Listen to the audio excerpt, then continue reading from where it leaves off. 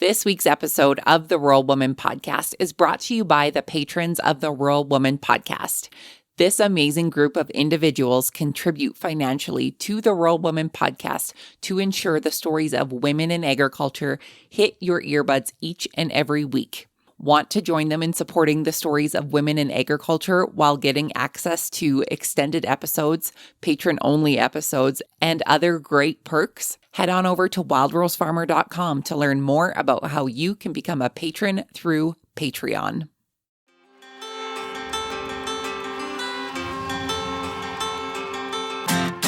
Hi, I'm Caitlin Dubin, and this is the Rural Woman Podcast. I'm a first-generation farmer who married into agriculture. Born and raised in a city, I was so unfamiliar with where my food came from, but I was determined to figure it out. Through my journey into agriculture, I saw women who were strong but humble, often taking a back seat. To me, these women were leaders who deserved a seat at the table. I created the Rural Woman Podcast to share the voices of women in an industry whose stories often went untold. The rural entrepreneurs who live and breathe their work, full of grit and pride. We come here to share our stories, to be in community with each other, to be challenged and inspired, but most importantly, to be celebrated and to be heard. We may not all live, farm, ranch, or homestead the same, but we are all connected. We are rural women, and our stories are worthy of being told.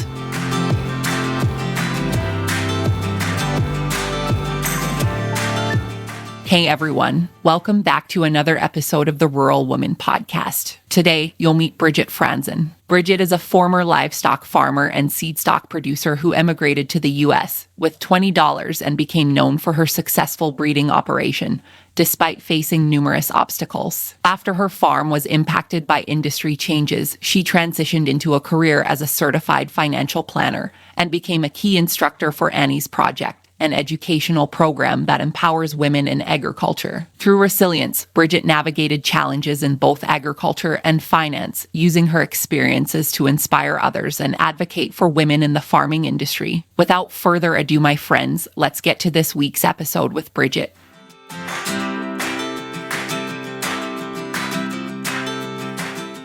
Brigitte, welcome to the Rural Woman Podcast. How are you today? I'm doing great. I'm excited to be here. I'm excited that you are here and we get to share your story. I have been doing a deep dive to come up with the best questions that will share your whole story. You have such an interesting story in agriculture to share, so I'm excited for my audience to get to know you.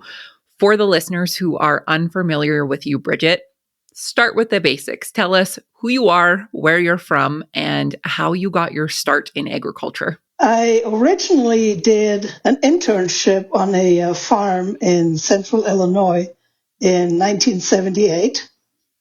Internships were required before I could graduate with an ag degree from my university in Germany. And they were okay with international internships. So a portion of my requirement I fulfilled in the U.S. And I enjoyed working on the American farm. I enjoyed my host family. Wrote my master's thesis about the experience. And in the course of doing that, developed a business plan for the farm. And the farmer, the farm owner, saw that he could increase his profits. Wife and sons were deeply offended because I was being critical of their farm. And how dare I? But I took him up on the offer. He offered me a job to come back after graduation. So I took him up on it and came back in early 1980, and I've been here ever since. That's amazing. So what was it about, you had the opportunity, obviously, to do the work experience in the U.S. What made you decide to go to the U.S. versus going really anywhere else in the world or staying in Germany? I had done a couple of internships in Germany, one on a dairy farm and one on a hog breeding farm. I wanted to be a large animal veterinarian originally and couldn't get into vet school. So majoring in ag with the emphasis on animal science seemed to be the next closest obvious step. And that's what I pursued. And since we did not own a farm at home, and there was no way for someone to start a brand new farm in Germany, land was too expensive, there were too many regulations and so on. I expected that I would end up as an international ag consultant. And coming to America for me was my first trip overseas, and in a way to test the waters to see if that was really what I wanted to do. Yeah. So US was my first overseas assignment in my mind. And then I canceled the rest of the journey, and I'm still here. So what was it about agriculture that interested you in the beginning?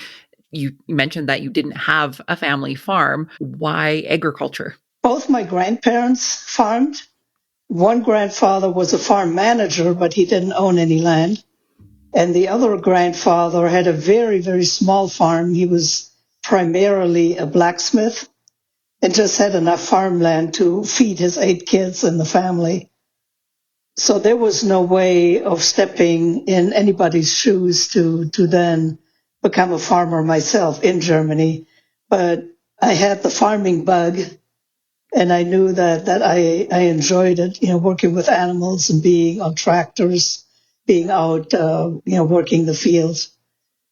And when this opportunity presented itself in Illinois, then I thought I would just see how far it would take me. I didn't know that I could make a full-time career out of it. I would just stay as long as I could and then see what life would offer after that. I'm curious. You came to the US at a young age and you had some exposure to farming through your grandparents, but what were some of the key differences that you noticed from agriculture in Germany at that time to agriculture in the US? There were a lot of differences. Farms were generally smaller, much smaller in Germany. And because profit margins were so tight, everything had to be run at maximum efficiency, whether that was farmland or livestock production or anything. And at that time, when I came to the US, land was plentiful and cheap. Housing was cheap, meaning that employees on the farm would usually have a house to live in as part of their pay. And feed costs were relatively low. So raising hogs would pay most of the bills on the farm. And with the German mindset of efficiency and being as productive as possible, I could see where I could vastly improve or increase production on the host farm and still make sure that animals had a good quality of life while they were growing up. Well, and you had mentioned that there was some pushback from those suggestions and through your planning and through just the things that you've seen. Walk us through that. What was that like for you as a young woman coming to a new country and coming for this internship, seeing these discrepancies, and first of all, being brave enough to say anything about it to, eventually implementing these processes to make the host farm more profitable? The sons saw themselves as cattle breeders because cattle were more prestigious. And yes, the farm had a cow and calf herd. Never mind that the hogs were paying the bills on the farm. They were paying for land acquisitions. They were largely paying for the cattle as well. Cattle paid for themselves in a good year, but not every year. And there was not enough profit in cattle production to support the entire farm. So they declared that it hurt their male pride that I would come in there and dared to criticize.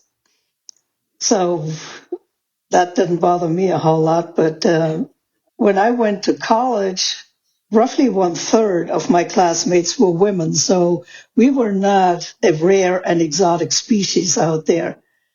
And if you weren't a little bit tough, you would never survive. So my farmer employer offered me the job, but I'm quite sure in the back of his mind, there were two possible outcomes. Either I would succeed, in which case it was all to the good, or I would fail, and then he could still say, well, he expected failure all along, but he was willing to give me a chance and give it a shot. So it was a win-win situation for him. And that's pretty much the way I saw it too. Either I would succeed and there was no telling how far it would go, or I wouldn't, but then I had international experience that looked good on a resume when I wanted to do something else. So really, either way, it was a win-win for you to take this chance and this opportunity. So tell us about after you graduated and you came back to the US did you accept the job with the host farm? I did. He had to sponsor me as an immigrant so I could get a work visa. The only way I would come in would be legally. There was no other option in my mind. So take us back then of jumping in with your 2 feet on and 2 feet in the boots and coming to the US to work on this hog farm. What was that like for you? You were 24 years old when that happened? Yes. Wow. And unlimited energy and organized the hog production. He had enough buildings. He just didn't have enough people looking after those hogs. And, today you would expect no less than 22 piglets per sow per year for proper production. And he would raise on the average 5 pigs per litter, so 10 to 11, maybe 12 pigs per year. There were enough pigs being born, but they weren't properly taken care of. That's why they didn't survive the weaning. So it was a matter of applying what I had learned and just using common sense. And I had worked on a hog breeding farm before, much to the displeasure of not only the sons, but their friends who got hired on the farm for summer jobs. If they were assigned to me to help with my projects, they would quickly finish one project and poof, they were gone. Then I had to hunt them down again somewhere on the farm. And that would repeat, again and again. So they were really looking forward to going back to school at the end of the summer break, and I was too. And eventually, over roughly 4 years, I was able to triple production on this farm within the existing buildings, which was exactly what I had proposed in my business plan. And because my farmer employer was not sure that I could do it, he had based my compensation on a small base salary plus a house to live in and a certain dollar amount for every pig out the door. That meant that after 4 years, I was the highest paid employee on the farm. And he started to grumble about the money he had to pay me. And I said, well, if I made money, then you surely made money too. Well, yeah, I guess so. And then it was okay until next time. Right. So I'm curious then, obviously the plan worked and it was successful. What was the opinion of the sons after that?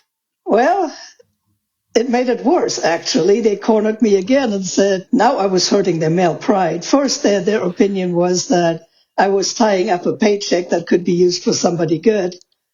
And why did I not change my mind and go do something else while I still could? And I thought, they'll come around. All I have to do is work harder. They'll see I can do this. And once I could do it, then it hurt their male pride and they were offended again. But, oh well. Bridget, I think this is like the definition of resilience that I'm hearing right now, of the pushback that you received from essentially people that you were helping be successful in their operation. Well, yes, but they were teenage boys, so they were a little younger than I was. And you know how teenage boys feel about taking orders from women or, having women running circles around them. Fair. I think men of any age can sometimes have that problem, but well, there's that.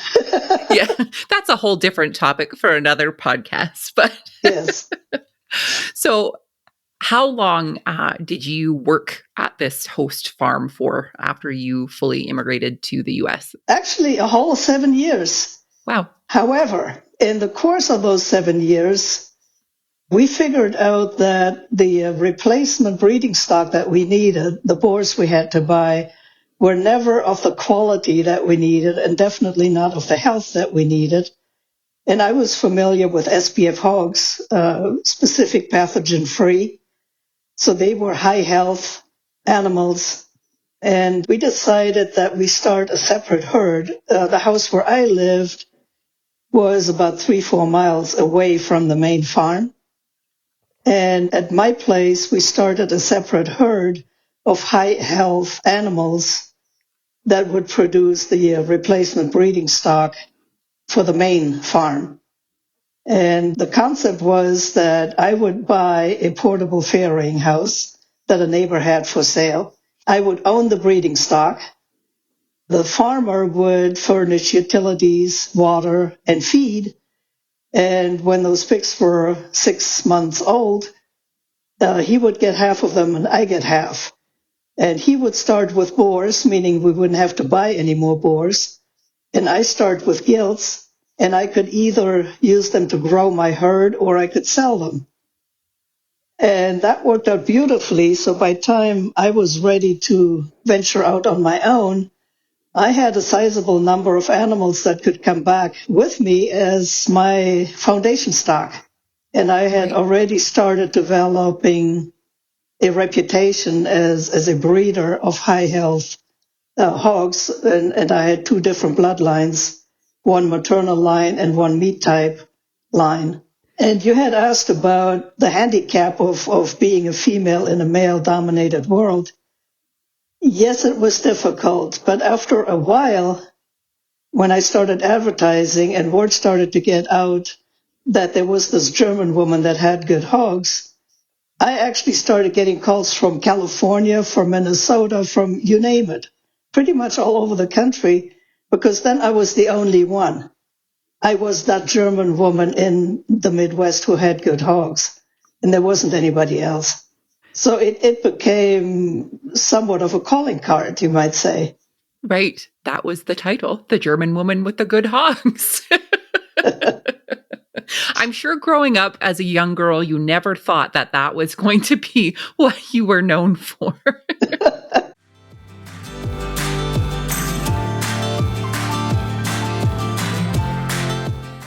You can help support the stories of women in agriculture to be shared through the Rural Woman podcast on Patreon. What is Patreon? It's a membership-based platform that helps fund and support creators like me to create and produce content like this that you all love. New to the Rural Woman podcast Patreon is ad-free listening and patron-only bonus content and exclusive episodes. Learn more and join the patron gang today at patreon.com/The Rural Woman Podcast.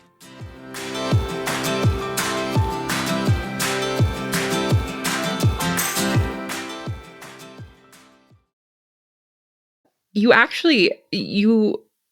won awards for your hogs. Can you share a little bit about that? I did. I won several, and there were interviews with farm magazines that were national magazines, which also, spread the reputation of that German woman.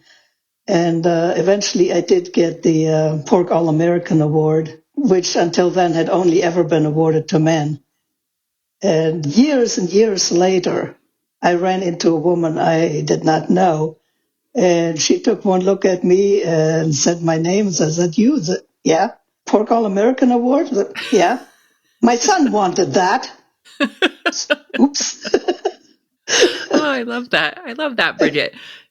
So take us through, some of the highs and lows of the rest of your career before you eventually transitioned into a new career in agriculture. I had enough people to support me along the way that I could always take the next step, despite all the pushback. And surprisingly, all but one were men. And they had their own reasons for why they were doing it. One was a neighbor who became a good customer, roughly the same age as my employer, and he remembered what it was like for his mother when his father had died young of a heart attack, and his mother was out there trying to hold on to the farm, and she had to run the tractor with little Walter on the jump seat and his tractor, and the miserable time that neighbors and tradespeople had given her. And at the time, he was too young to do anything about it, but by golly, he would do something now. So that was one of them. Another one, I had been turned down by a carpenter who was looking for jobs, but instead of coming to give me a quote on the work that I needed done on my brand new farm, he would go to a neighbor and say, of course he couldn't come out to the farm. He was a good Christian married man, and he would never work for a single woman. The next day, a retired hog farmer showed up who was at that time working as a carpenter and said, I heard you needed help. So he taught me a lot and he helped me a lot. And he had a daughter roughly my age who was not a farmer, but he wanted to do what he could do to help.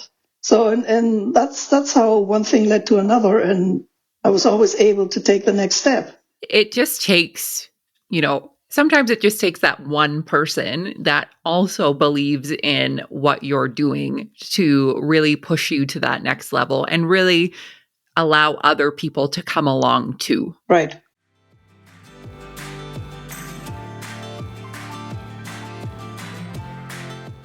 You have heard me tell you all about the amazing benefits that come with being a patron of the Rural Women podcast through Patreon, but I wanted to share with you a few testimonials from the patron gang themselves.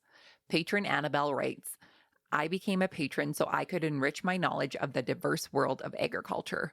Although I live and breathe farming and ranching, there is a lot I don't know. I believe learning that how and why people do things will help me improve being a better rancher myself. This podcast also helps with the feeling of isolation.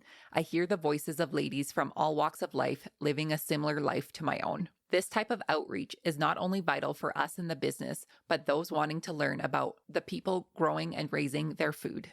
I'm well aware that podcasts take an outstanding amount of time and money to create, so I felt like I, as well as others, can make a small monthly contribution that can help make a long-lasting podcast. Join Annabelle and the rest of the patron gang in supporting the stories of women in agriculture to be shared through the Rural Women podcast, starting at $2 a month over on Patreon. Visit wildrosefarmer.com/Patreon to learn more.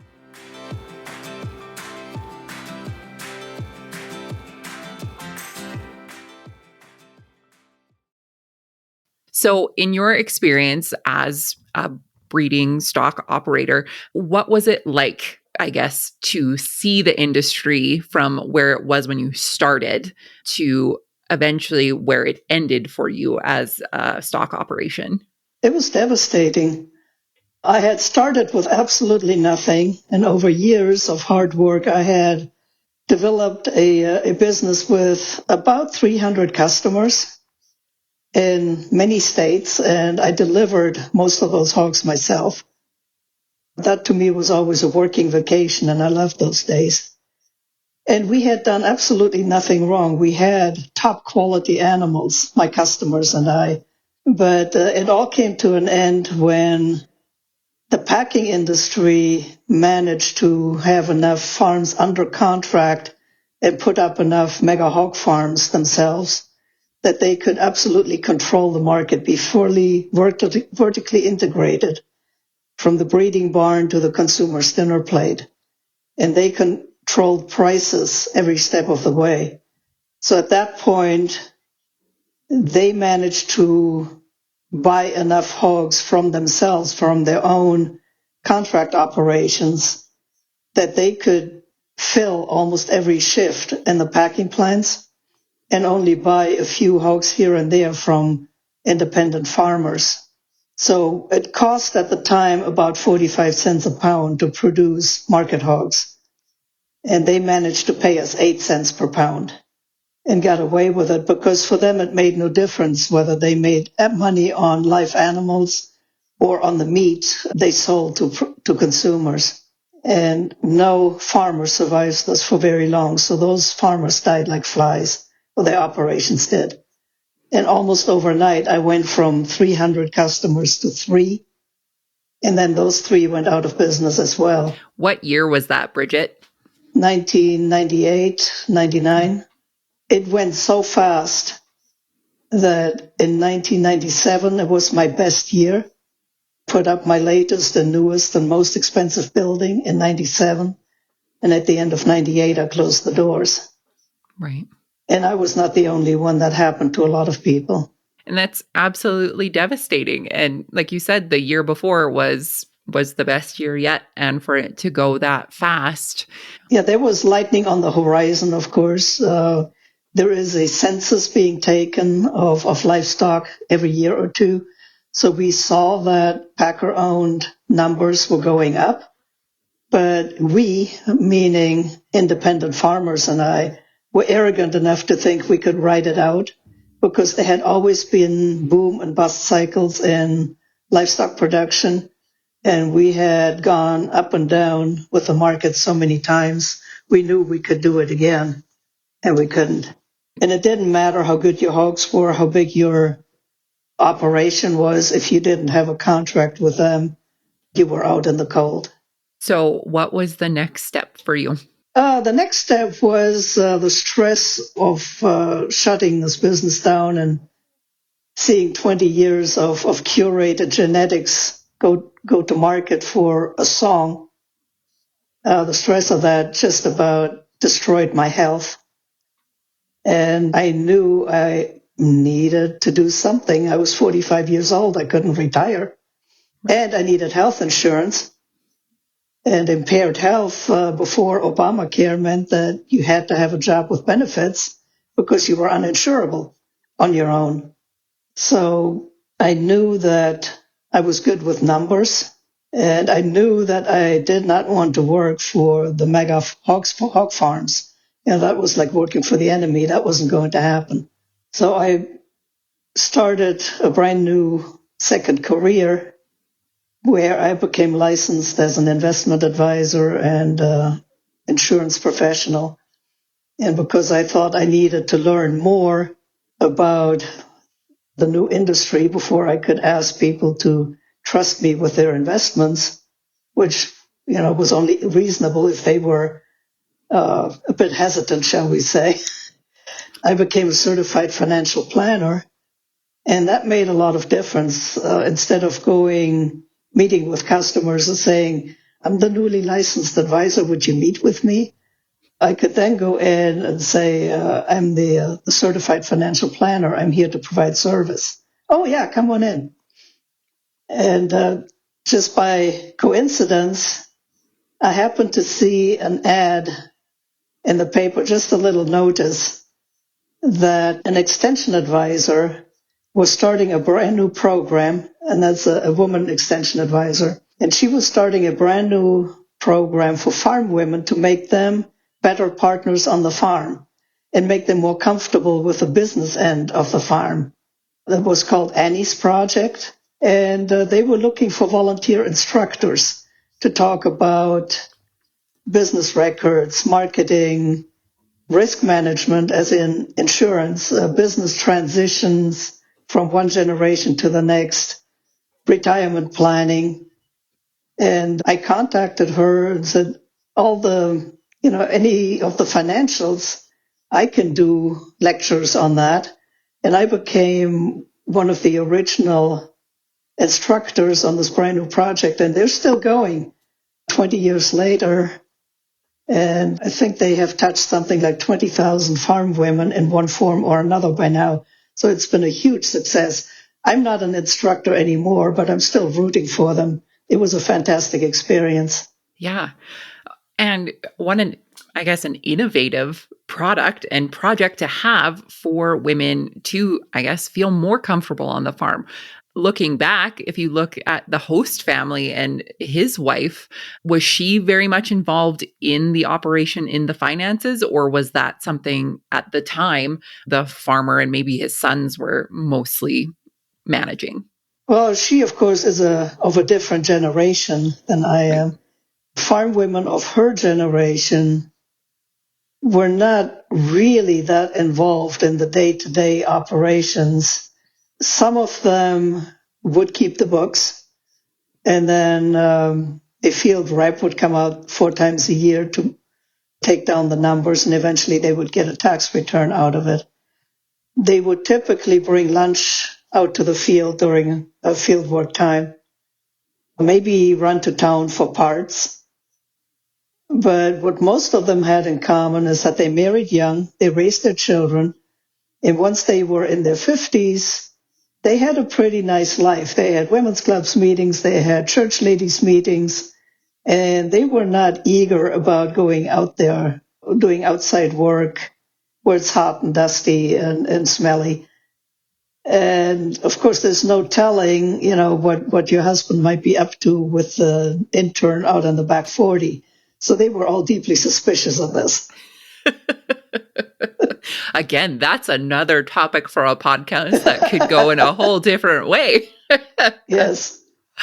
So, at the beginning of Annie's project, obviously there was a need for this information for women to feel more comfortable and be more educated in farm management in the financial sense. From when you started with this project to when you eventually retired, what were some of the big aha moments for you with teaching these women about the finances on the farm? They were incredibly eager to learn. And they were also really grateful at the end of this project about everything they had learned. And some of them started lifelong friendships. They found peers. They were not alone on the farm anymore. So it was a really good experience for them. And I could see a tremendous need if, say, it was the daughter-in-law marrying into a farm and she had new ideas. There would be so much pushback. And at the same time, she and her husband would both know that if no planning got done and something happened to the older generation, they would be in a world of hurt once the estate was settled. Say we had one kid that was farming and two that weren't, and the parents were paralyzed into doing nothing because the whole process seemed overwhelming to them. If we treat everybody exactly the same, then we make farming impossible for the farming one. And if we treat them equally and only one of them came home to farm and to grow the operation, how do we make it fair? And it was a huge challenge. And I knew that I really liked working with that and all those moving parts.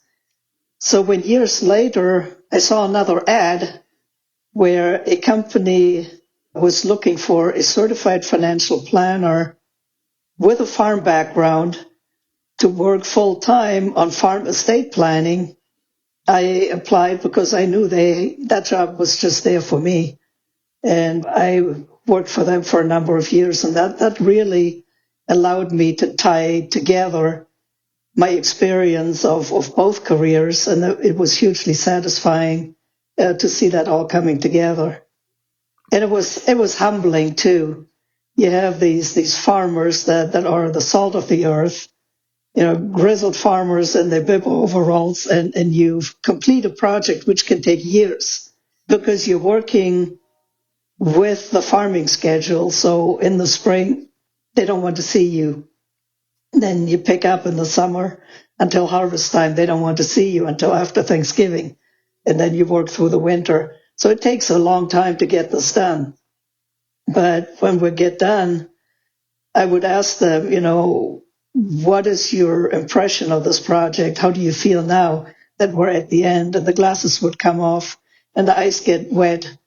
And they said, I am so relieved. I was so worried. I couldn't sleep. I didn't know how this farm would go on if something happened to me. And, it's a humbling experience to go through that. Yeah, absolutely. I'm curious. You did this for many years, and I'm sure you've heard all of the horror stories of what can happen with no plan. And you've obviously went through the success of having the misty-eyed farmer have a completed plan. What advice do you have for the different generations of farmers when it comes to transition planning, the generation that is handing down to the next generation? And also, what's the advice for the generation that is waiting on bated breath to see what the plan is? Speaking for myself and speaking for all the farmers that I know, we're all control freaks.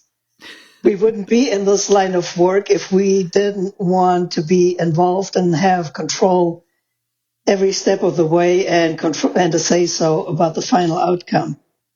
So if the older generation wants to have control, wants to make sure the transition goes well, the farm goes on to live another generation, get on with it.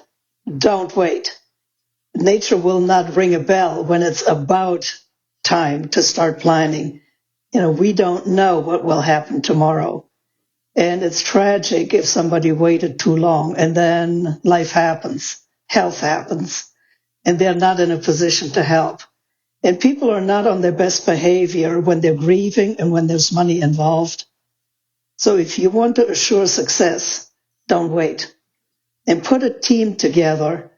I saw myself as part of a team, and other team members were the banker, a CPA, an estate planning attorney, and a financial planner. And I had to have enough understanding of the legal aspects and of different organizational structures like corporations and partnerships and so on, that I wouldn't tell them something wrong. And the same, I had to have some understanding of tax laws and tax consequences of what we want to do. But I could not practice law without a license. I could not give tax advice. I was, however, able to get them to a place where together we could walk into the law office and say, this is what we talked about. This is the situation. This is what we want as an outcome. Now you, Mr. and Mrs. Lawyer, now's your turn. And the good ones, the ones that enjoyed working with us, appreciated the work that we had done ahead of time. Because if you walk into a law office cold, lawyers will have to spend a lot of time romancing this prospective client into deciding to do something. And then they're standing there twisting their toe in the sand saying, well, gee, gosh, I don't know. Should I do this? Should I do that? And, all that was behind us. We came in with a list of assets of who gets what and how we want this to end up and how we want to get there. And then it was a much better and much productive process. And it saved considerable money because my hourly rate was much less than a lawyer's hourly rate. And they were comfortable with the topic. They were not intimidated by the whole process anymore because we had already spent probably 6 months before we got to this point. Right. And they had somebody going in there with them. Right. And somebody on their team that understands the processes of what they were going through. Yeah. So what advice would you have for the younger generation that might be waiting for, let's say, their parents or really anyone to kind of make these decisions? I have two kinds of advice. If things are going relatively well, it's just not going fast enough, ask that both generations go in and meet with the banker.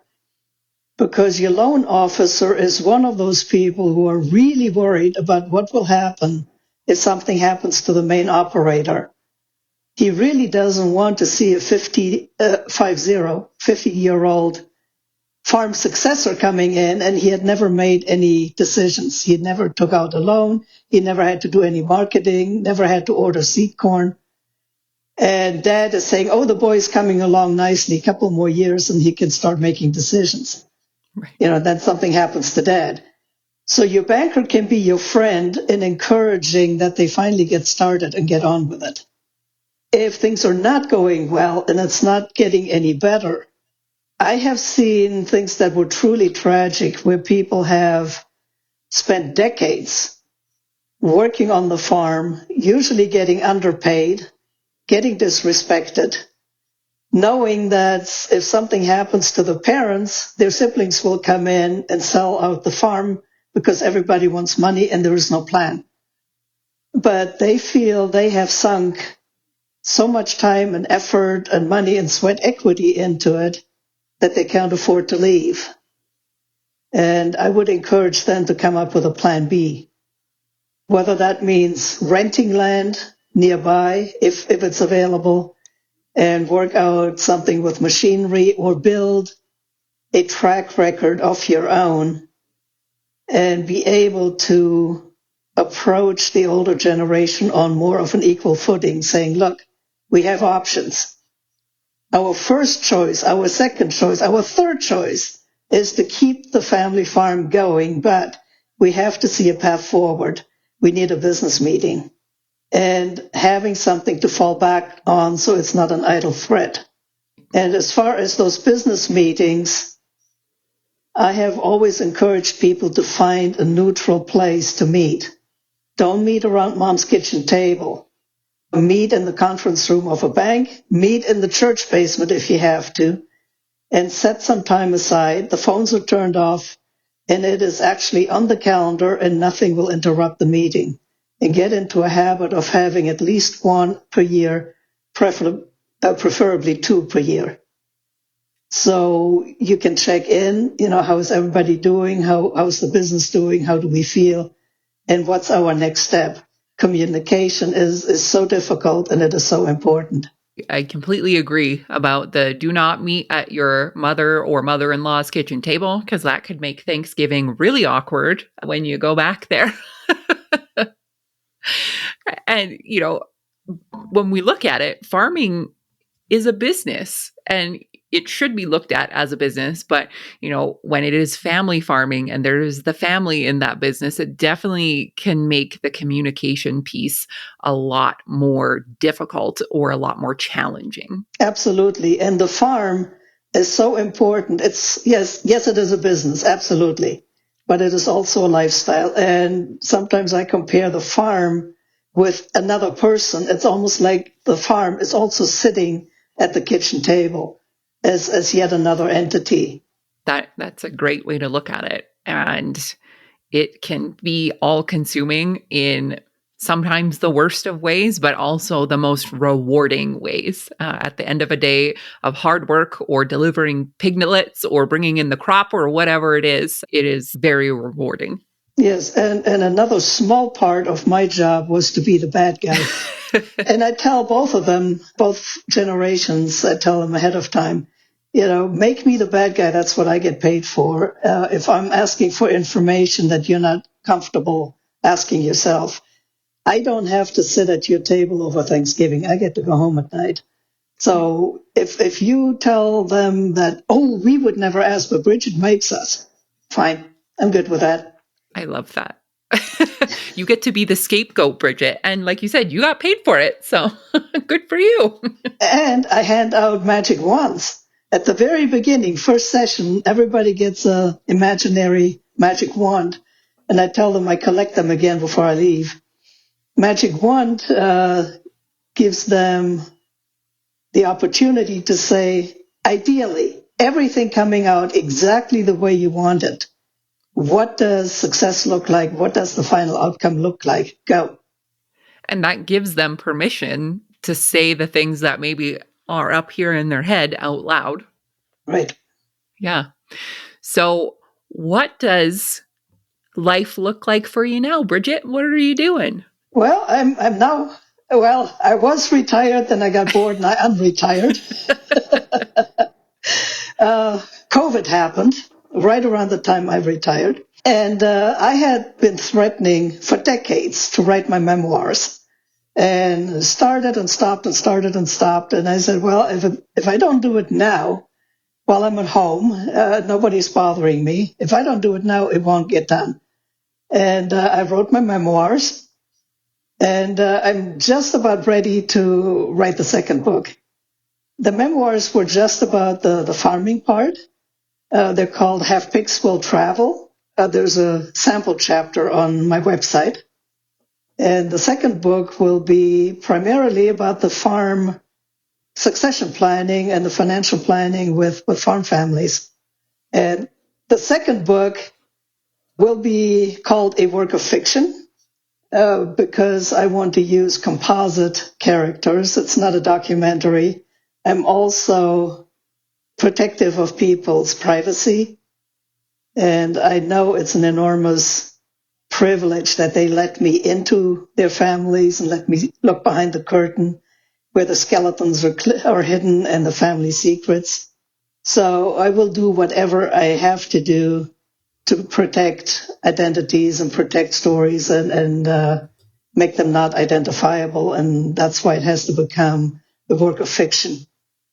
But the stories are interesting enough and they are important enough that I want to put them out there. Absolutely important enough. And it seems to be, I have a relatively short career in agriculture in the grand scheme of things. But the more that I hear people be vulnerable and share these stories, I see more and more people who are open to having these conversations and sharing their own stories. And we learn from other people in these situations. Nobody has a book or nobody has the sheet of paper and says, this is exactly what you need to do in order for your farm to be transitioned to the next generation and everyone is happy. Nobody has that story, right? But we can learn from other people's stories. So I love that. And I can't wait for that to come out. But also, thank you for sharing your life story. And honestly, I look at your career in agriculture and it has gone through so many different transitions, but it is absolutely inspiring to hear these stories and to hear the resilience that you've had throughout your career as a woman in agriculture. I'm curious, what do you think are some of the things that you have seen change from when you started in agriculture to where you are today, specifically for women in our industry? I see women being much more accepted as active, full partners on the farm. Of course, the internet helps. There are women who have their own blogs and their own Facebook pages, and they show videos of them, on tractors and actually farming. And it's a different time. It's a different generation. There was no internet. There was no thought of internet back in the day. And women have more options now. So if they choose to be farming, it's great. But they're not forced into it, when they would rather be doing something else. If you have a good internet connection, you can do remote work of whatever, whatever interests you. Those are brand new, in my mind, if it's 10 years old, it's still brand new. Those are brand new options. And some things never change. Like, the posts that I see about women having one or more very small children and being actively involved in farming, and how do we make this work? It was difficult then and it's difficult now. So some things never change. Absolutely. Brigitte, it has been an absolute pleasure talking to you today and to be able to share your story. My last question for you, and what I ask all of the incredible women that I get to interview, is what is the most rewarding part about being a rural woman for you? That's a good question. Maybe the fact that I was able to pull it off, that was not a given. And equally rewarding was that I had two young women from Sweden who were interns on my farm when I was still actively farming. And I still fondly think of them as my kids. And I recently went to visit them in Sweden, and it was so much fun that I'll go and see them again next summer. They're both involved in farming still. One farms with her husband and her son, and they do farm-to-table marketing of their own beef. And the other one is a territory manager for a feed company and also lives on the farm with her husband and two sons. So it was great. I still think of them as my kids, even though they're now 48 and 52. And they're the closest thing to a family that I had. So it was a great experience. Yeah, I love that. And for you to be able to give them that opportunity Yes. that you had as an intern is absolutely incredible. So, Brigitte, for the folks who would like to connect with you online, where can they find you? Go to my website, brigittefranzen.com. And I also have a Facebook page that's called Have Pigs Will Travel. That's the title of the book. And I picked that because I delivered most of my breeding stock. So I spend days and hours on the road delivering boars and gilts into many different states. And a good portion of that book deals with me being on the road. Amazing. And I will link all of those in the show notes so people can find you and connect with you. And thank you again so much for sharing your story with us today. I truly appreciate it. Thank you for having me. I enjoyed it.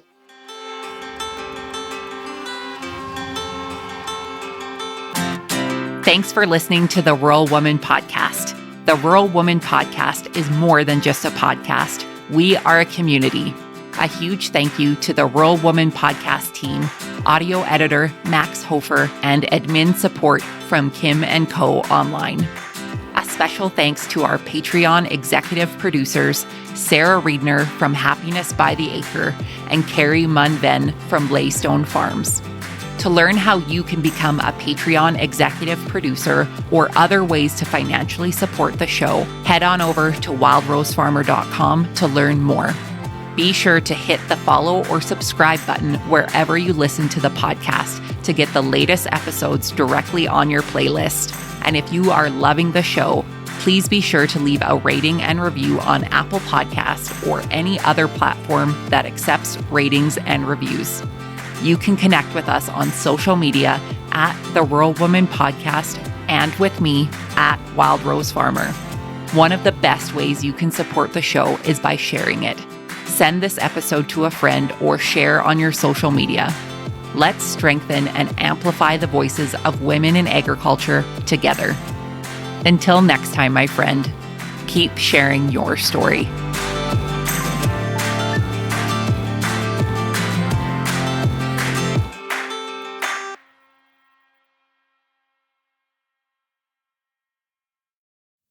Did you know that you can get this same great episode of the Rural Woman Podcast ad-free? I get it. Listening to ads during a podcast isn't always my favorite either. But in order to keep the lights and coffee pot on here at the Rural Woman Podcast Studios, they are necessary. I am so grateful to each and every one of my sponsors, but if you yourself would like to skip the ads while supporting the show, consider joining me over on Patreon. Patrons of the Rural Woman Podcast get ad-free episodes starting at Tier 5 on their podcast player of choice each week, plus some other great benefits. Find out more by heading to the link in today's show notes to learn how you can become a patron through Patreon.